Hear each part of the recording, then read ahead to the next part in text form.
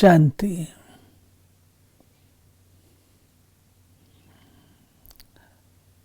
सर्व विश्व के विभिन्न देशों के विभिन्न धर्मों के विभिन्न जातियों प्रजातियों के एकत्र हुए लंदन निवासी मेरे अति स्नेही प्यारे रूहानी भाइयों और बहनों, नव वर्ष दरवाजे खटखटा रहा है और हम उसमें शीघ्र ही प्रवेश करने वाले हैं। माइक्रो लेवल पर हर एक अपने लिए कुछ न कुछ भविष्य नए वर्ष के लिए सोच रहा है। मेरा अगला वर्ष कैसा होगा? ये भी एक हद है, लिमिट है, और मैं स्वयं के लिए सोच सकती हूँ। दूसरा क्या सोचता है वह उसका एकाधिकार है और उस पर मेरा कोई अधिकार नहीं है। परंतु जब हम मैक्रो लेवल पर बात करते हैं तो मैक्रो लेवल पर कलेक्टिव थिंकिंग है। मैक्रो लेवल पर हम सबकी एक जैसी विजन है, हम सबकी एक जैसी आशा है, एक जैसे विचार हैं। भविष्य की जब हम कल्पना करते हैं तो वो केवल अपने देश, अपने स्थान के लिए नहीं, लेकिन भविष्य का संबंध सारे विश्व के साथ है। क्योंकि आज विश्व एक परिवार है। संसार के किसी भी कोने में कोई भी घटना घटती है, उसका प्रभाव हम सब पर पड़ता है, चाहे वो तुरंत पड़े, चाहे वो कुछ समय पश्चात पड़े। लेकिन ग्लोबल फैमिली होने के कारण हम सब उससे प्रभावित होते ही हैं। यह नितांत सत्य है, अकाट्य है। हम अपने आप को अलग रीति से चला नहीं पाते, हमें उस चीज को शेयर करना ही होता है। अब जब हम भविष्य की बात सोचते हैं तो थोड़ा हम माइक्रो लेवल पर पुनः आ जाएं। माइक्रो लेवल पर जब हम भावी घटना के बारे में सोचते हैं, ये अभी होने वाली है, तो उस समय आप बताएं कि आपके मन के अंदर कैसे विचार उठते हैं। मान लीजिए किसी के संतान पैदा होने वाली है, उस संतान का आवाहन आप कैसे करते हैं? बहुत ही स्नेह से, बहुत ही आशाएं रखते हुए, बहुत ही सम्मान से, उम्मीदों से हम रखते हैं, ये होगा तो ऐसा करेंगे, ये होगा तो ऐसा करेंगे। इसी रीति से अब जो ये भविष्य हमारे सामने उपस्थित है, इसमें पहली बात जो मैं आपके साथ शेयर करना चाहूँगी, उस भविष्य की परिकल्पना हमारे पास कैसी है। एक ओर हम देख रहे हैं कि विश्व युद्ध के आसार हैं, कहीं ना कहीं कोई ना कोई रीति से आग सुलगती ही रहती है।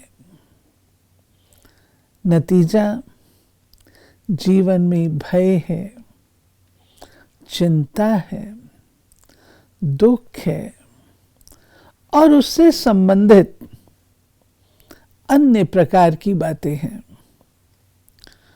पापाचार है, भ्रष्टाचार है, दुराचार है, आदि आदि।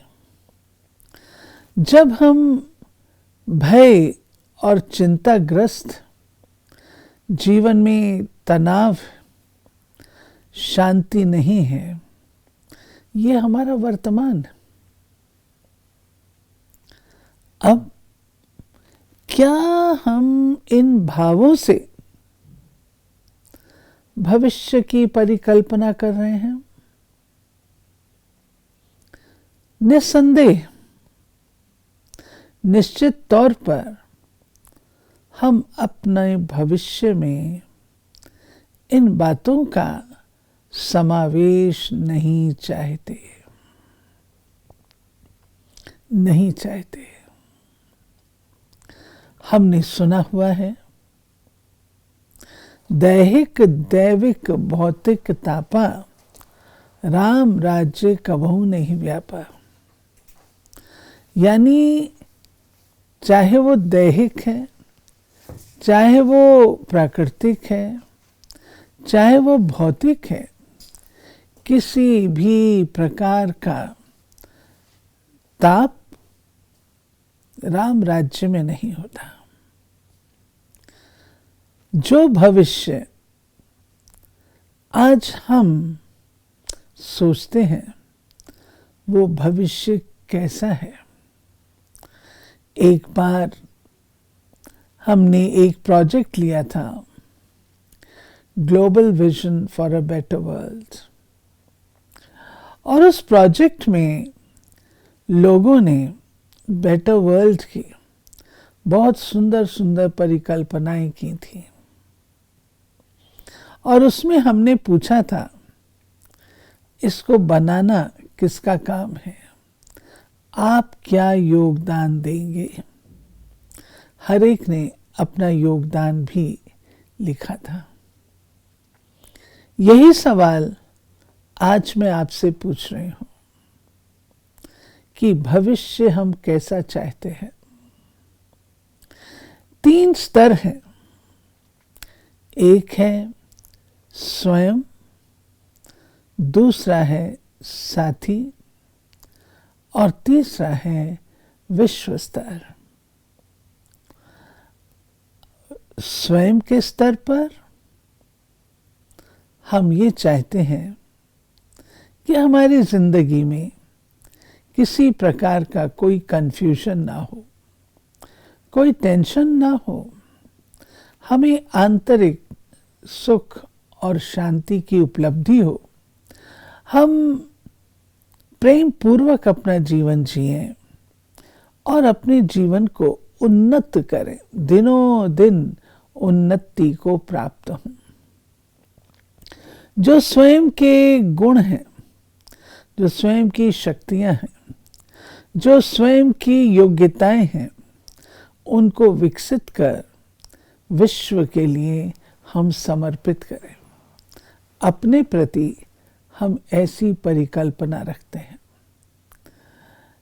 मेरे मन में सदा शुभ विचार हों, सदा सकारात्मक विचार हों।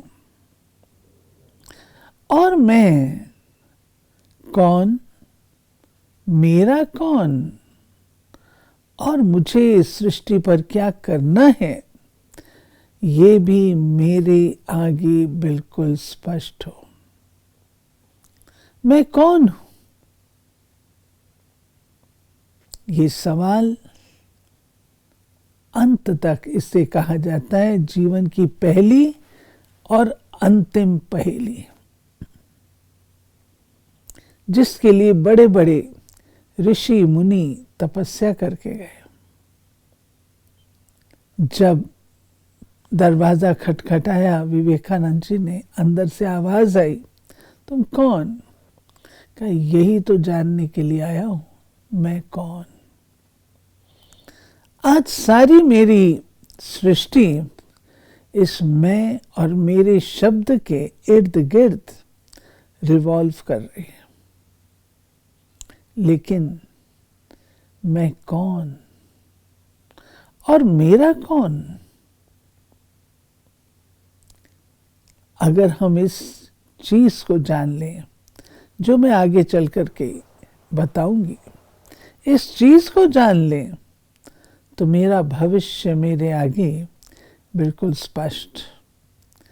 इसी रीति से जो मेरे साथी हैं, जो मेरे संबंधी हैं, जिनके साथ मैं कार्यरत हूं, सहयोगी हैं, उनके साथ मेरा व्यवहार कैसा हो, मैं कैसे साथी चाहती हूं, कैसे सहयोगियों की परिकल्पना करती हूं,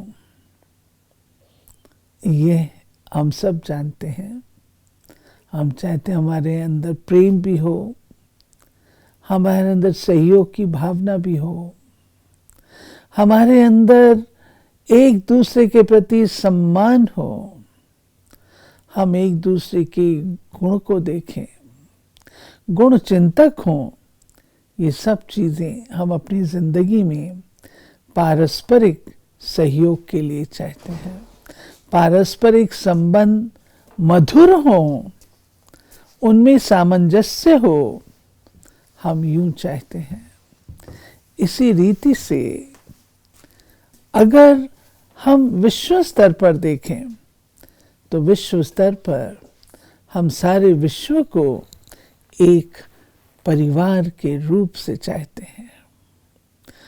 लेकिन आज मदर अर्थ, जो हमें जीवन में इतना कुछ देती है, जिससे हम पलते हैं, बढ़ते हैं, आज हमने उसको भी नहीं छोड़ा। पुरुष और प्रकृति का सामंजस्य हो, हमने प्रकृति का इतना दोहन कर लिया है, जो प्रकृति अब हमारे साथ बगावत कर रही है। और प्रकृति प्राकृतिक आपदाओं के द्वारा, कैलामिटीज के द्वारा, क्या कभी इतने समुद्री तूफान पहले सुने थे?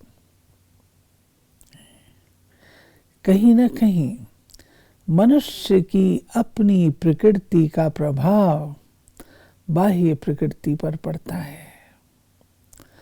जो हम विजन चाहते हैं भविष्य का, उस भविष्य के विजन में हमारी प्रकृति बाउंटीफुल हो, ब्यूटीफुल हो, और प्रकृति फलदायक, सुखदायक हो।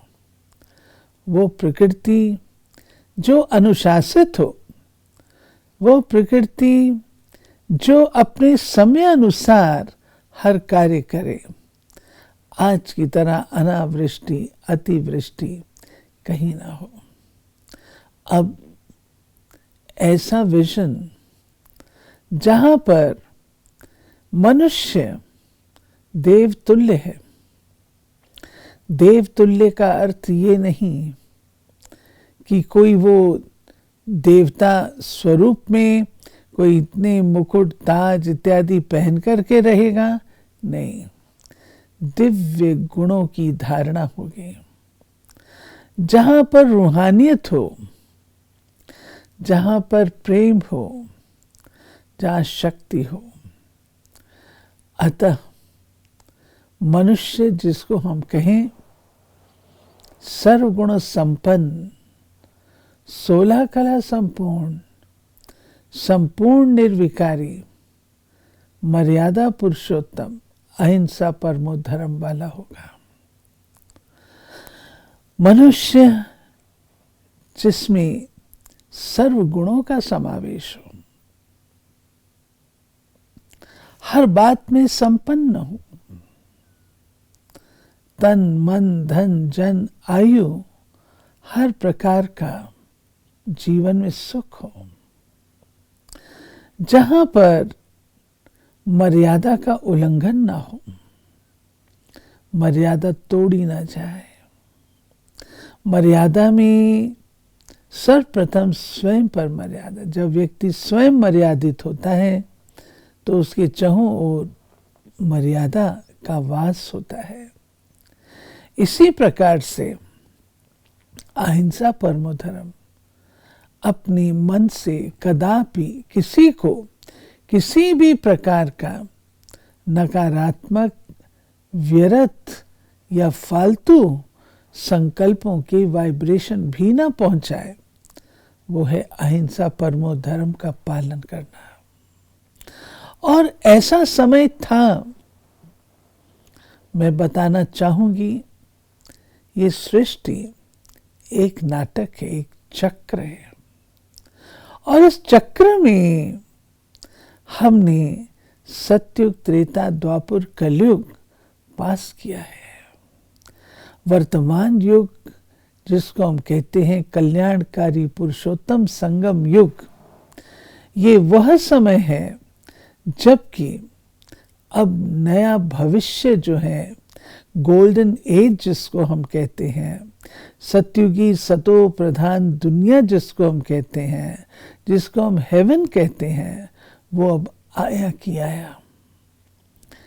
उसके लिए केवल और केवल चढ़ती कला का ये युग, अन्य सब युगों में हम नीचे ही उतरते आते हैं, लेकिन ये वह युग है जहां पर परमात्मा स्वयं आकर चढ़ती कला इंट्रोड्यूस करते हैं और परमात्मा कहते हैं तुम चाहो या ना चाहो, आप चाहो या ना चाहो, समय अनुसार ये युग तो आना ही है।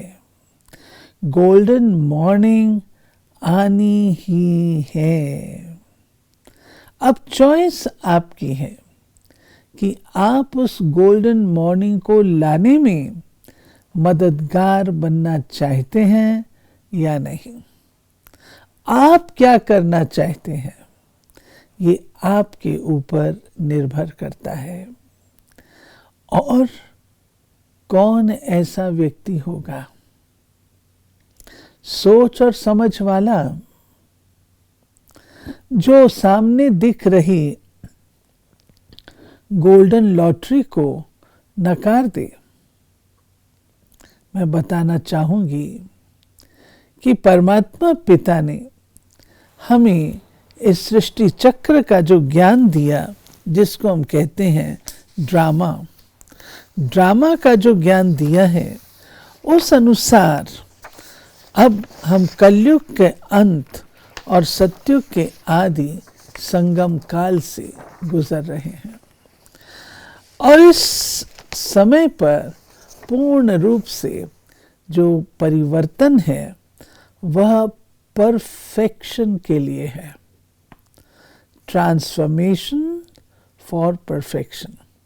मैं ये नहीं कहूँगी कि विनाश, नहीं, महापरिवर्तन।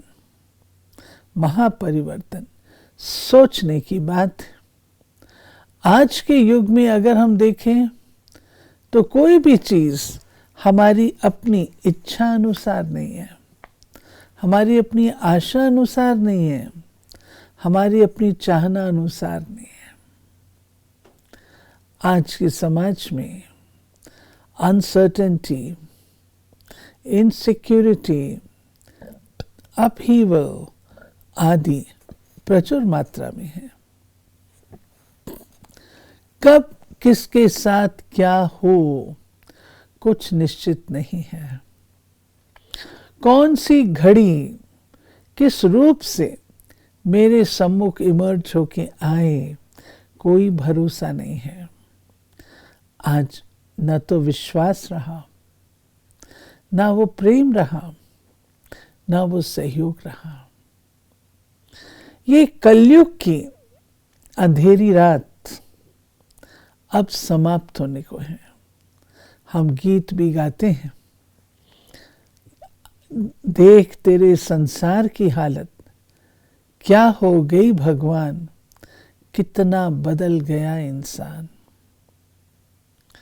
हम गीत गाते हैं कि ऐसा संसार जहां पर चहुं ओर कालिमा ही कालिमा नजर आती है,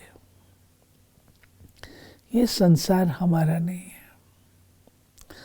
जो संसार परमात्मा ने रचा था, जो भविष्य की हमारी परिकल्पना है, गोल्डन एजेड वर्ल्ड, उसका जो रचना का कार्य है वो वर्तमान संगम युग पर चल रहा है। और वो ट्रांसफॉर्मेशन स्वयं से आरंभ होती है। जैसा कर्म मैं करूंगी मुझे देख करके और करेंगे। मैं बदलूंगी तो जग बदलेगा। Self change brings world change. परंतु वो भविष्य में क्या होगा वो मैंने आपको बताया। जहां मनुष्य एकाधिकार में होगा, स्वराज अधिकारी होगा, और जो उसकी महिमा मैंने की, सर्वगुण संपन्न आदि। पारस्परिक संबंधों में वो दिन भी हमें याद है जबकि लोग घरों में ताले नहीं लगाते थे, एक दूसरे पर फेथ था, विश्वास था, प्रेम था। गांव एक परिवार थे।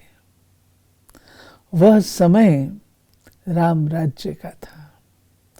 यथा राजा रानी तथा प्रजा। और वह समय जब किसी प्रकार का असंतोष नहीं था। ऐसा भविष्य हम अपने लिए रचना चाहते हैं। और तीसरा, जो मैंने प्रकृति की बात कही थी, 5 तत्व भी सतो प्रधान थे। आज तो तत्व भी तमो प्रधान है। प्रकृति तमो प्रधान तो फ्लोरा फौना सब, हमारे पशु पक्षी भी तमो प्रधान हो गए। आवश्यकताएं मास्टर ऑफ द वर्ल्ड मनुष्य को कहा जाता है। जब मनुष्य स्वयं का परिवर्तन करता है तब उसके साथ साथ शनै शनै अन्य परिवर्तन आते हैं। अब सच्चाई की बात यह है कि परमात्मा इस थोड़े से समय में, जो कलयुग का अंत है और नई सतयुगी प्रभात आने को है, इस समय पर परमात्मा गोल्डन एज को री एस्टैब्लिश कर रहे हैं। और री एस्टैब्लिश करते हुए परमात्मा कहते हैं कि बच्चे, वर्तमान समय डायमंड एज है, हीरे तुल्य है। हम गीत गाते हैं कि मनुष्य जीवन तुम्हें हीरे तुल्य मिला, तुमने उसे कौड़ी बदले क्यों गवा दिया। तूने रात गंवाई सोई के, दिवस गवाया खाए। हीरा जन्म अमोल था, कौड़ी बदले जाए। ऐसा क्यों नहीं। वर्तमान में परमात्मा ने अपना भविष्य का भाग्य खींचने की कलम हमारे हाथ में दी है। We are the creators of our own destiny. हमें अपने भविष्य का निर्माण स्वयं करना है, कोई दूसरा नहीं करेगा। मुझे देख करके दूसरे भी करेंगे, उन्हें देख करके और भी करेंगे। इस प्रकार हम सब परमात्मा के इस कार्य में सहयोग दे सकते हैं। इसलिए इसे डायमंड एज कहा, क्योंकि इस ही युग में हम चढ़ती कला में आते हैं। अन्य युग में हम सब गोल्डन से सिल्वर, सिल्वर से कॉपर, कॉपर से आयरन एज में आते हैं। और याद रखिए, ये समय गया तो वो सदा सदा के लिए चला जाएगा, क्योंकि ये एक साइकिल है और साइकिल में जो चीज़ है वो सदा चक्रिक रूप से घूमती ही रहती है। सर्कल नहीं है, साइकिल है। जो था वो बीत गया, जो वर्तमान है वो बीत जाएगा, और जो बीत चुका था वो फिर से आएगा। ये साइकिल का नियम है। अतः वर्तमान समय के महत्व को हमने अपने ध्यान पर रखना है। वर्तमान संगम युग केवल अभी ही अगर हम अपनी स्मृति में ये बात रखते हैं तो अपनी भविष्य की श्रेष्ठ परिकल्पना, जिसको हम स्वर्गिक सृष्टि कहते हैं, वह हम उसका शिलान्यास कहें, उसका आरंभ कहें, हम कर सकते हैं। और हमें जाती हुई अंधियारी रात से घबराना नहीं है, क्योंकि जब रात खत्म होती है तो अपनी फुल फोर्स में होती है। फुल फोर्स में जो आज हम देख रहे हैं, अति धर्म ग्लानि, और परमात्मा के महावाक्य हैं, अति धर्म ग्लानि के पश्चात सत्य धर्म की स्थापना होती है, सत्य युग की स्थापना होती है। हमें अति धर्म ग्लानि देख करके घबराना नहीं है। दुराचार, भ्रष्टाचार, अनाचार, विकारी सृष्टि को देख करके घबराना नहीं है, लेकिन ये संदेश दे रही हैं कि ये खत्म होगा और नई विभा, नई प्रभात आएगी। दुखों का अंत सदा काल के लिए होगा और इनका अंत होगा। हर चीज़ की इति होती है। जब कोई चीज़ बहुत उस पे पहुँच जाती है, उसके बाद उसकी इति होना अवश्यम भावी है, अवश्यम भावी है। तभी अधर्म का नाश, सद्धर्म की स्थापना करने हेतु परमात्मा पिता का अवतरण भी होता है, जिसे हम शिव जयंती के रूप से मनाते हैं। जो बात मैंने आपसे कही, ट्रांसफॉर्मेशन में प्रकृति भी बहुत सहयोग देती है। सारी सृष्टि की सफाई का कार्य प्रकृति के माध्यम से सतो प्रधानता लाने में ये प्रकृति भी मददगार बन जाती है। और मुक्ति के लिए सब आत्माएं सुख चाहती हैं, शांति चाहती हैं। तो परमात्मा हमारे पिता हैं और पिता हर आत्मा को सुख, शांति प्रदान करते हैं। वे आत्माएं जो ज्ञान और योग की शिक्षा से अपने जीवन को उन्नत करती हैं, वे आत्माएं जो अपने जीवन को श्रेष्ठ और उत्तम बनाती हैं, वे जीवन मुक्त पद की प्राप्ति करती हैं। और चूंकि ये ड्रामा का अंतिम काल है, अंतिम चरण है, इसके पश्चात सत्युगी सृष्टि का आरंभ है। वे आत्माएं जो अपने आप को क्वालिफाई नहीं करती हैं, सत्युगी सृष्टि के लायक नहीं बनाती हैं, वे आत्माएं पुनः वापस अपने घर परम धाम को लौटती हैं। अतः परमात्मा चूंकि हमारे पिता हैं, हर आत्मा को मुक्ति और जीवन मुक्ति प्रदान करते हैं। और इतनी वृहद सृष्टि उसके ट्रांसफॉर्मेशन के लिए ये जो आज तैयारियां हैं atomic war, civil war, natural calamities की, ये अपना कार्य करती हैं, जिससे सारी सृष्टि स्वच्छ बनती है, साफ बनती है और धरा पर पुनः वह साम्राज्य आता है जिसकी परिकल्पना आज हम कर रहे हैं, राम राज्य, जहाँ पर हर बाला श्री कृष्ण, हर बाला राधा और हर बालक श्री कृष्ण के सदृश है। प्यारे भाई और बहनों, हमारा भविष्य बहुत उज्जवल है। हमारा भविष्य बहुत श्रेष्ठ। हमें पता है ये अंधियारी रात समाप्ति की ओर है और 12 बजने के पश्चात 12:01 पर हम AM कहना शुरू कर देते हैं। वही बात इस विराट सृष्टि रूपी घड़ी के साथ, सृष्टि रूपी नाटक के साथ लागू होती है, जो कि समाप्त होगी। अब अंधियारी रात समाप्त, परंतु वर्तमान में हमें क्या करना होगा? वर्तमान में हमें ब्रह्मा को सृष्टि का रचयिता कहा गया, तो ब्रह्मा कौन से सृष्टि रचते हैं? ब्रह्मा जी का पाठ इस समय है। वे आसुरी सृष्टि नहीं रचते हैं, दुराचारी सृष्टि नहीं रचते हैं, वो नई दैवी सृष्टि रचना का कार्य करते हैं, दैवी सृष्टि। अतः कर्मयोगी बनकर ब्रह्मा समान हमें कर्मयोगी बनना है और उसके साथ साथ विष्णु जी के समान हमें प्रेम और शक्ति से पालना करने वाले बनना है। ब्रह्मा के समान कर्मयोगी अर्थात वर्क इज वर्शिप, और श्रेष्ठ कर्मों की पूंजी, श्रेष्ठ कर्मों की खेती हमें बोनी है।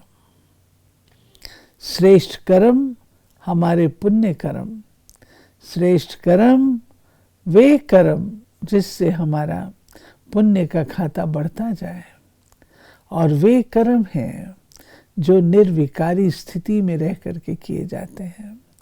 काम, क्रोध, लोभ, मोह, अहंकार के वश किए हुए कर्म विकर्म कहलाते हैं, और जो कर्म इससे मुक्त स्थिति में होते हैं उन्हें हम कहते हैं सुकर्म। प्यारे भाई और बहनों, कर्म से भाग्य है, कर्म से भविष्य है। ऐसे उज्जवल भविष्य के लिए वर्तमान समय श्रेष्ठ कर्मों की पूंजी बोना आवश्यक है, पूंजी एकत्र करना आवश्यक है।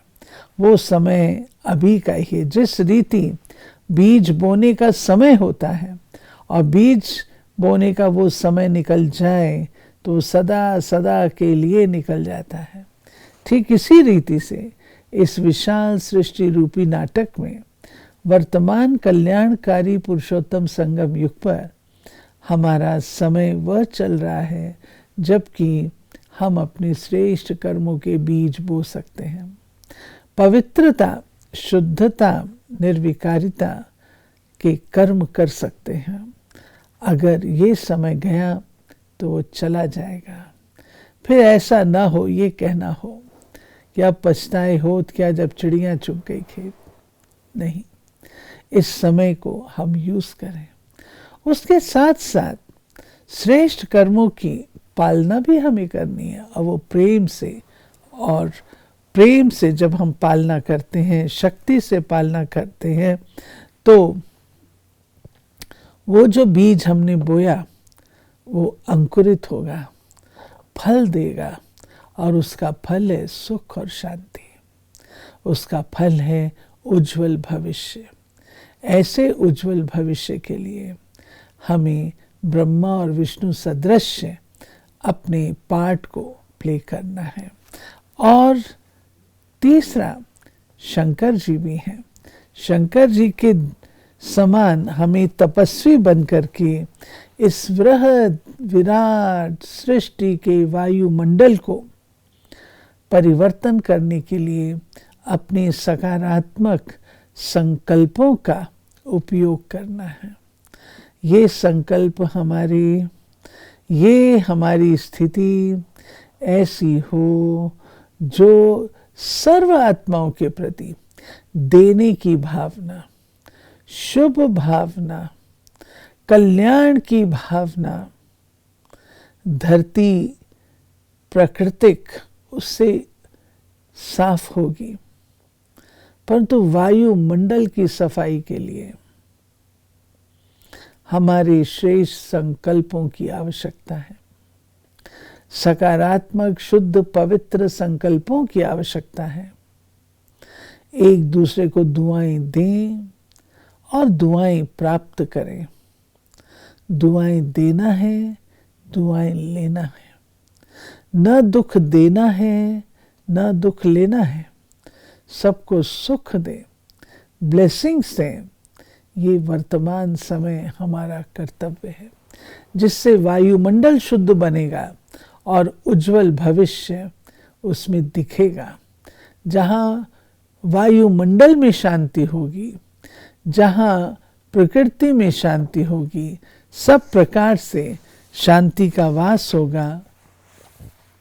इसके लिए भविष्य के निर्माण के लिए एक चीज जो चाहिए वो है बेहद की वैराग्य वृत्ति। वैराग्य वृत्ति से ये भाव नहीं है कि हमें किसी चीज को छोड़ना है या जंगल की राह लेनी है, कदापि नहीं। परमात्मा हमें ये नहीं सिखाते हैं, लेकिन परमात्मा ये जरूर सिखाते हैं कि वैराग्य तुम्हें गुलामी से आना चाहिए। आज हर चीज के तो हम गुलाम हो गए। हम मालिक थे और गुलामी में आ गए। हम अपनी कर्मेंद्रियों के दास हो गए, अपने मन और बुद्धि के हम दास हो गए। मालिक थे, आज मन हमें नचाता है, बुद्धि तांडव कराती है। कर्मों का कहना ही क्या। इसलिए ये आवश्यक है कि हम अपने मन को साधें और मन की साधना से बुद्धि की सध जाएगी, बैलेंस में आएगी। जिस रीति इंजीनियर प्लान करते हैं, वर्कर्स एग्जीक्यूट करते हैं, उसी रीति से हम अपने मन में संकल्प करते हैं और कर्म के द्वारा उसे एग्जीक्यूट करते हैं। सोचिए हम कैसी सृष्टि चाहते हैं, पवित्र, शुद्ध, निर्मल, निर्विकारी, सतो प्रधान। उसका आरंभ कहाँ से होगा? उसका आरंभ माइक्रो लेवल से होगा। माइक्रो लेवल से हम मैक्रो पर जाएंगे और माइक्रो लेवल पर हमें काम कहाँ करना है? अपने मन के ऊपर, अपने मन के ऊपर। तो परमात्मा कहते हैं ज्ञान और योग से मन को श्रेष्ठ, शुभ, साफ संकल्पों द्वारा आपको इस सृष्टि को पालना देनी है, वायुमंडल को पालना देनी है, जिसमें चाहिए आत्मिक दृष्टि, रूहानी दृष्टि, एक दूसरे के प्रति भाईचारे की दृष्टि। हम चाहते हैं वसुदैव कुटुंबकम, सारी वसुधा एक कुटुंब की तरह हो। वो कैसे होगी? सारी वसुधा कुटुंब की तरह तभी बन सकती है जब हम एक दूसरे को भाईचारे की निगाह से देखें। भाईचारे की दृष्टि रूहानियत से आएगी। और उसके साथ साथ जो हम चाहते हैं पारस्परिक संबंध हमारे प्यारे हों, अच्छे हों। इस संदर्भ में मैं कहना चाहूँगी कि आज आवश्यकता है ऐसी सुंदर सृष्टि जिसकी परिकल्पना हम कर रहे हैं, वो केवल मेरे घर तक सीमित नहीं, परंतु विराट, बेहद, टोटल सृष्टि की परिकल्पना है। अतः ऐसी सृष्टि में हम पारस्परिक रीत से, व्यवहारिक रूप से, अच्छी रीत से चल सकें, उसके लिए हमें क्या चाहिए? स्वयं में विश्वास। यदि स्वयं में विश्वास, तो उस विश्वास से हम पहाड़ भी चूर चूर कर सकते हैं। विश्वास रखें कि अगर मैं नहीं करूंगी तो कौन करेगा। मुश्किलातें आती हैं, उन मुश्किलातों से कह दो मेरा खुदा बड़ा है। स्वयं में विश्वास रखें। दूसरी बात, दूसरों में ट्रस्ट रखें। अगर दूसरों में भी ट्रस्ट होगा, विश्वास होगा, तो वो विश्वास एक ब्रिज की तरह कार्य करता है। एक व्यक्ति को दूसरे से जोड़ने के लिए ट्रस्ट की आवश्यकता है। और तीसरी चीज है जिसको हम कहते हैं स्वीकार करना।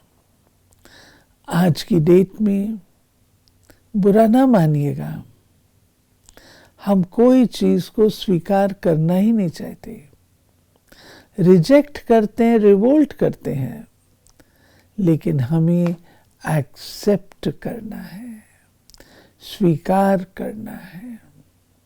एक्सेप्टेंस एक अच्छा गुण है। जो व्यक्ति जो है, जैसा है, उसको वैसा हम स्वीकार कर सकें। हम चाहते हैं वो व्यक्ति बदल जाए। ऐसा कैसे बदलेगा?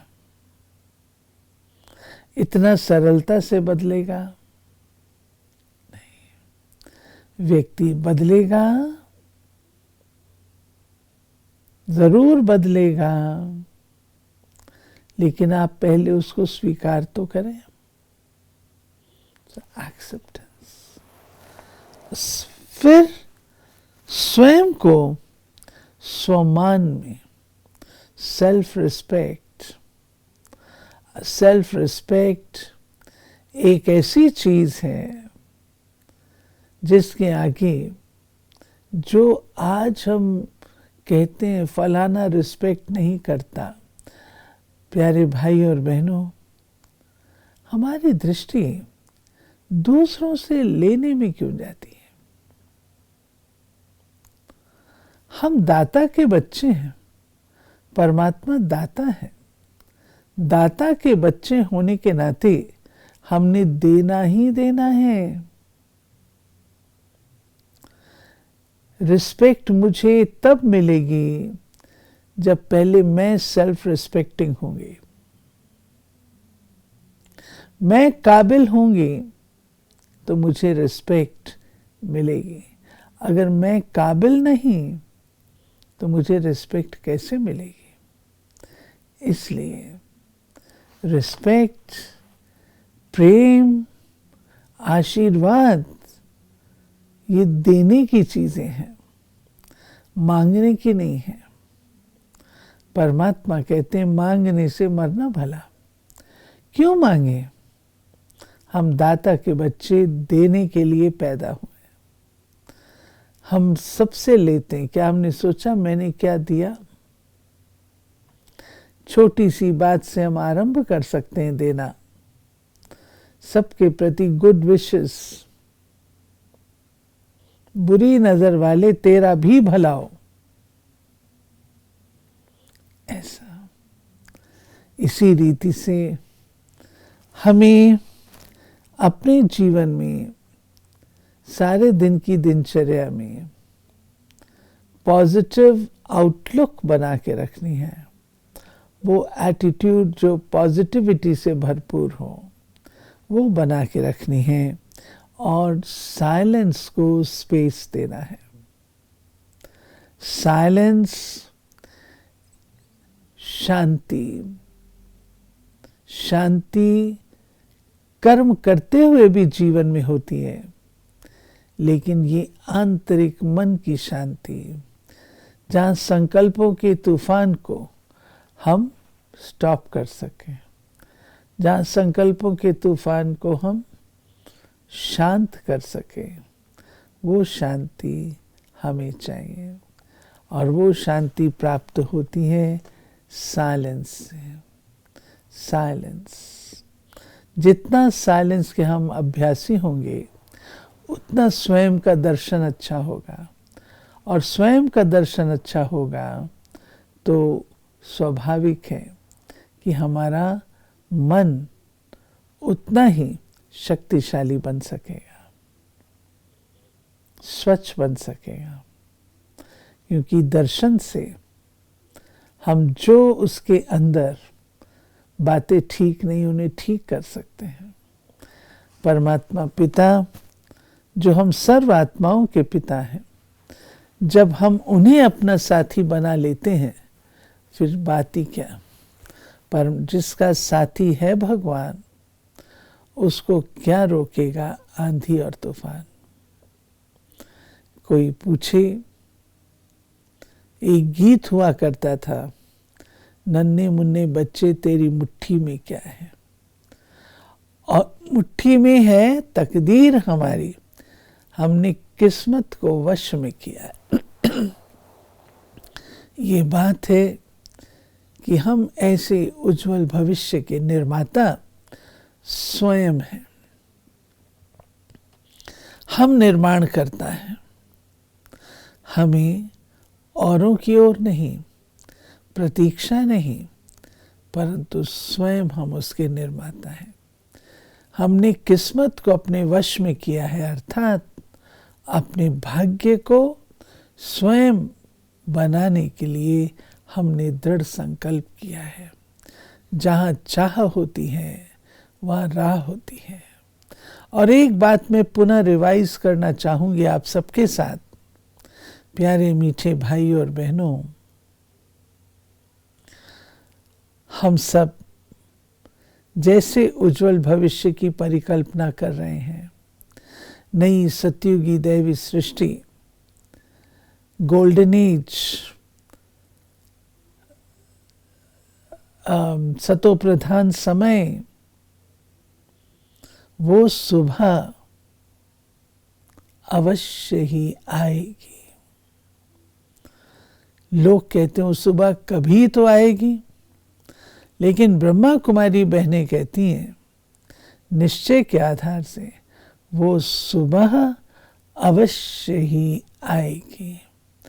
आई की आई। अब चॉइस हमारी है, हम क्या करना चाहते हैं। एक तरफ है पांडव और दूसरी ओर है अक्षौणी सेना। आप किसे चूज करना चाहते हैं?